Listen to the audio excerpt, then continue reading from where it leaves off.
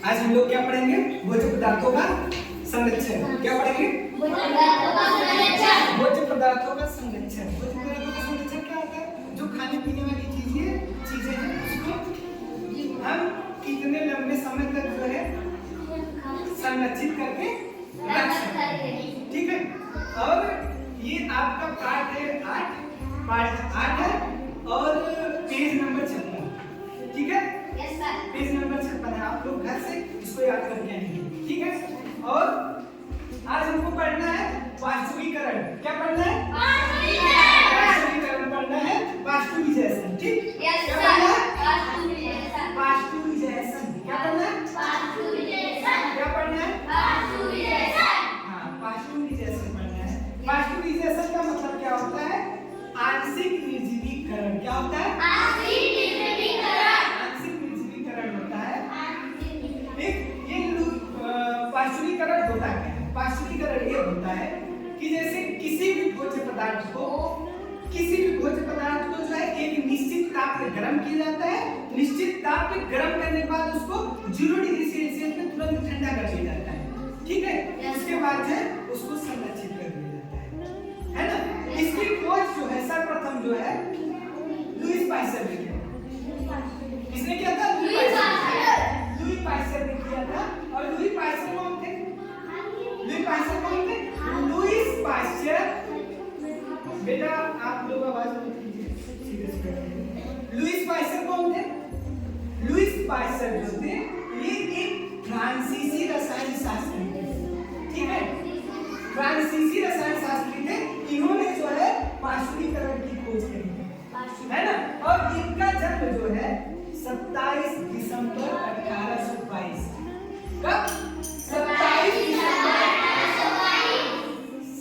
दिसंबर 1822 ईस्वी को फ्रांस में हुआ। इन्होंने जो है अनेकों खोज किया। इन्हीं की खोज की वजह से आज रेबीज का टीका हो गया। जो टीका से संबंधित चीजें, जो टीकाकरण होता है उसमें जो है इनका जो खोज है महत्वपूर्ण भूमिका निभाती है। ठीक है। जैसे वास्तुकीकरण की बात करते हैं। वास्तुकीकरण जैसे दूध होता है। आप लोग हम लोग जो है बाजार में जाते हैं, कभी पैकेट वाला दूध खरीदे हैं?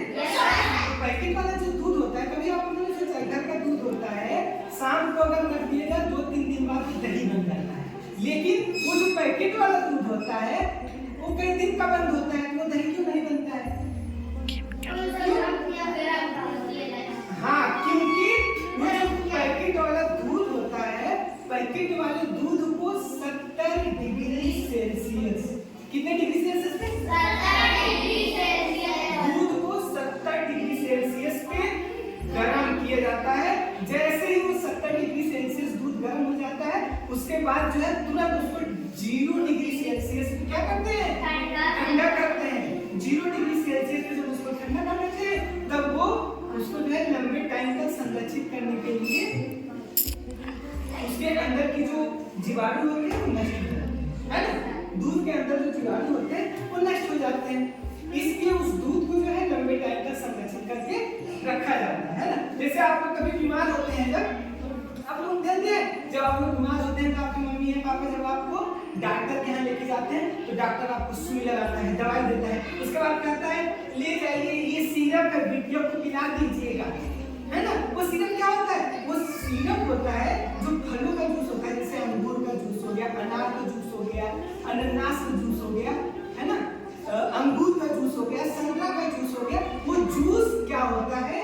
उस जूस को जो है एक निश्चित टेम्परेचर पे जूस, फलों का जो जूस होता है उसको 60 डिग्री सेल्सियस पे, कितना डिग्री सेल्सियस? 60 डिग्री सेल्सियस पे गर्म किया जाता है। जैसे ही वो 60 डिग्री सेल्सियस गर्म हो जाता है उसके बाद उसको जो है 0 डिग्री सेल्सियस पे ठंडा कर देते हैं। उसके बाद जब वो ठंडा हो जाता है तो उसको जो है छोटा सा बाटल में भर देते हैं तो आप लोगों की दवाई बन जाती है जिसको हम लोग सिरप कहते हैं। बात समझ में? तो यही होता है खाद्य पदार्थों का संरक्षण इसी तरीके से किया जाता है। ठीक है। बात समझ में आ गई? किसी को कुछ पूछना है? अच्छा एक चीज और, लुईस पास्चर को जो है फादर ऑफ माइक्रोबायोलॉजी भी कहा जाता है। मतलब माइक्रोबायोलॉजी बायोलॉजी का पिता कहा जाता है। किसको? हाँ, लुईस पास्चर को जो है फादर ऑफ माइक्रोबायोलॉजी।